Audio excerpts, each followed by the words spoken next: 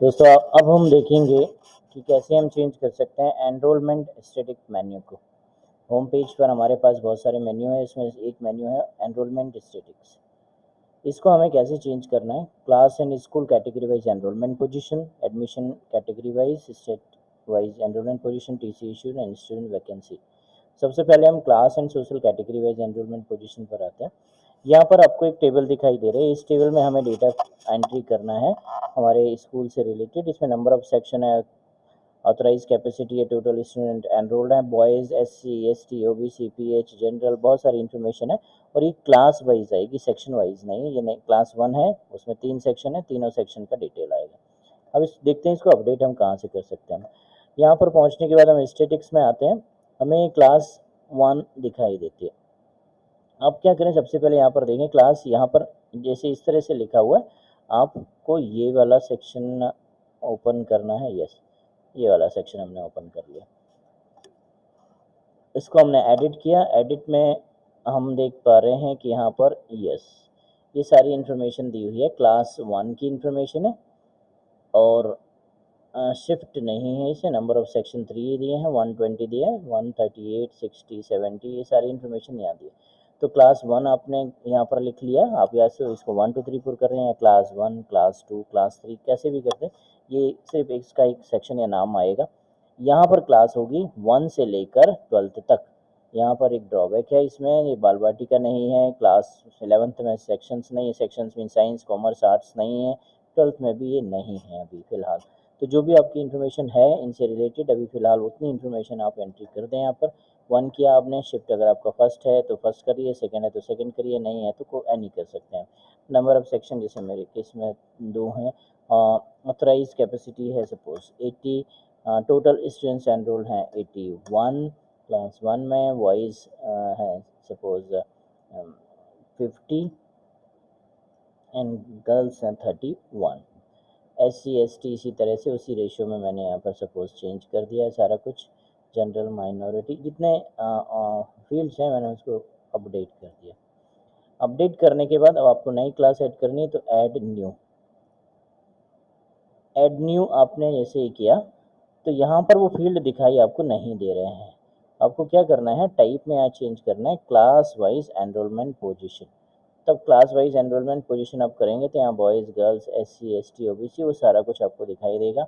आप अब second class के लिए आप यहाँ पर 2 कर लें, यहाँ क्लास का सिलेक्शन करें, क्लास 2 है, एनी फील्ड है, नंबर ऑफ सेक्शन 2 है, और की कैपेसिटी आपकी 80 है, नंबर ऑफ स्टूडेंट सपोज 85 हैं, बॉयज़ कितने, गर्ल्स कितने, सारा डेटा देने के बाद उसको पब्लिश कर दें। आप यहाँ पर पहले अपडेट किया था हमने पहली क्लास को और अब पब्लिश कर लिया। हम व्यू स्टैटिस्टिक्स यहाँ पर यहीं से देखेंगे तो हम यहाँ पर पहुँचेंगे अपने एनरोलमेंट सेक्शन नंबर 1 में। यहाँ पर अभी आपको कोई भी डेटा अपडेट होकर नहीं दिखाई दे रहा, but later on you will see this, बाद में आपको ये चेंज होकर मिल जाएगा। सेकेंड है admission category wise enrolment position, उसमें भी आपको वही करना है। यहाँ पर आपको देख लें, यहाँ 6th दिखाई दे रहा है और कुछ कॉलम्स हैं जिनमें हमें एंट्री करनी है। वापस आप यहाँ पर पेज एडिट में आ जाएं, यहाँ स्टैटिक्स क्लिक करें, ऑल स्टैटिक्स में क्लिक कर सकते हैं, and then here you can see that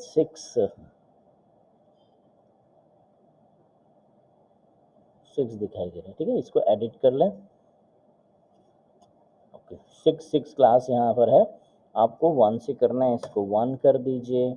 यहाँ पर क्लास 1 किया आपने, shift any number of sections again 2, और now here category is there. 2 section में हमारे 81 स्टूडेंट्स हैं, उनकी कैटेगरी 1 2 3 4 5 6 कैटेगरी आपने जो भी रखी है उसको आप यहाँ मैं इसको क्लास 1 कर देता हूँ, जिससे कि मुझे पता चल जाए कि मैंने वहाँ क्लास किसको अपडेट करना है।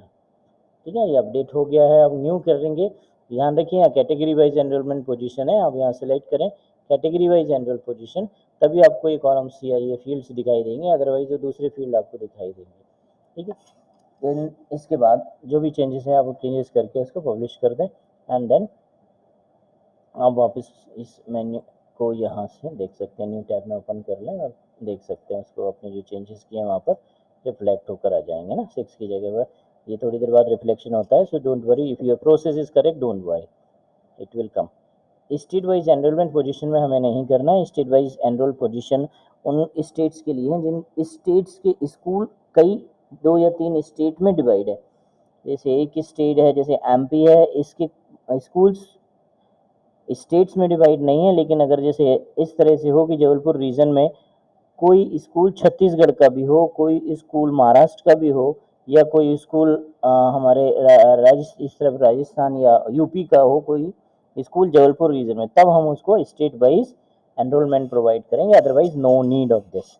आप यहाँ पर एक पेज या एक वो डिस्प्ले कर सकते हैं that there is no school in और from outer state.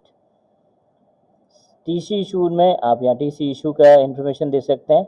Student vacancy में भी एक मेन्यू यहाँ पर दिखाई दे रहा है, यहाँ पर 1 लिखा हुआ है। आप इसके सारे के सारे ये देख लें, और आपको करना वही है। यहाँ पर आने के बाद स्टैटिक्स में आने के बाद आप क्लास 1 या इस क्लास 1 को आप एडिट करें, उसके मेन्यू जरूर देख लें कौन कौन से मेन्यू है। टोटल सीट अवेलेबल, ये आपको स्टूडेंट वैकेंसी दिखाई दे जाएगी, ठीक है ना।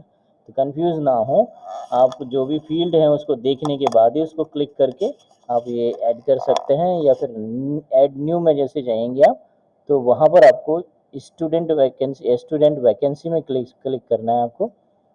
अब यहाँ पर ये सब आ जाएगा। अगर आप टीसी इशू से रिलेटेड है, टीसी इशूड, एंड देन आप यहाँ पर उसको ऐड कर सकते हैं, TC number, admission number, class, father name, mother name, और अब पब्लिश करते जाइए तो टीसी इशू वाले सेक्शन में आपको दिखाई दे जाएगा। तो इस तरह से हम इस एनरोलमेंट स्टेटिक्स को चेंज कर सकते हैं, इस मेन्यू को चेंज कर सकते हैं।